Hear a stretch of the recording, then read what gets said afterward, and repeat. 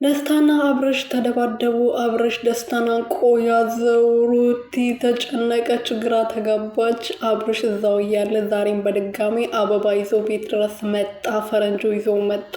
አብርሽ እንግዲህ አዝኖ በማን ነው በሩን ተደግፎ እያለቀሰ ነበር እና አይ በጣም ነው ያሳዘነኝ። ሰላም ሰላም ቤተሰብ እንዴት ናችሁልኝ? እኔ ያለው ፈጣሪ የተመሰገነው በያላችሁበት ሰላማችሁ ብዝት ትርፍርፍ ይበልልኝ።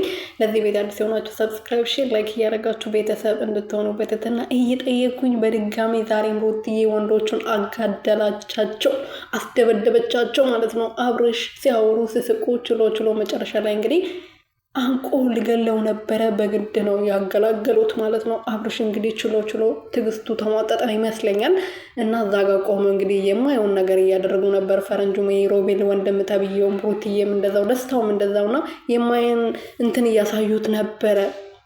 አይ በጣም ያሳዝናል የምር ማለት ነው። አብርሽ እያሁን ገና አሳዘንከኝ ውዴ። አይዞህ በቃ ያልፋል። እሺ